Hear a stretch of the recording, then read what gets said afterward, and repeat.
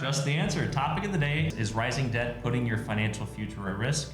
We talked about how the U.S. national debt, consumer debt, just reached 18 trillion. We're recording this in September 2025 right now. I assume that will continue to go up as debt naturally does. We talked about why this matters in 2025 more than ever. Interest rates are at, I don't want to say all-time highs because that would be false, but they're at highs. If you look back over the last 5 or 10 years, they're definitely at some of the highest points. So it's being felt more than ever by consumers right now. And also a lot of people are just feeling debt more than ever right now with the rising cost of goods. A lot of people are taking on more debt just to live a normal lifestyle. Housing affordability crisis, as we coined it, as another factor that is weighing on people's debt and the amount of debt they're carrying. There's a lot of different factors going on. Your student debt, we talked about that.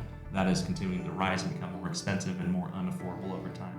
So all these things are compounding, and that's why it's such a relevant topic in 2025 right now. We talked about the hidden cost of carrying debt. Every dollar that you're paying to service debt is one less dollar saved and compounding for your future. And the long-term wealth building erosion of that is not insignificant. Over time, it just continues to compound and compound on itself. In the short term, it might seem negligible. Over a long period of time, it is exponential, if you will. Smart strategies to tackle debt. We talked about the avalanche versus snowball method. We have another podcast on debt consolidation and debt payoff strategies. I definitely recommend you guys go and listen to that. It has other good takeaways and feedback worth listening to. Tim talked about refinancing versus consolidation, how to arbitrage and balance your interest rate so that way you're paying the lowest possible interest rate, and we can use that to pay off other higher interest rate debts. And avoid the quick fix scams that exist out there. The predatory pay off your debts quick scams. A lot of those are not feasible, they don't exist, or they're usually too good to be true. Last, we talked about balancing debt payoff with also wealth building and wealth accumulation for your future. Tim, you did such a good job of explaining that. I think the long version of the podcast is going to be the best bread and butter for this thing, but balance short-term relief with long-term growth is a good way to summarize that. Make sure you're doing a little bit of both and you're not missing out on things that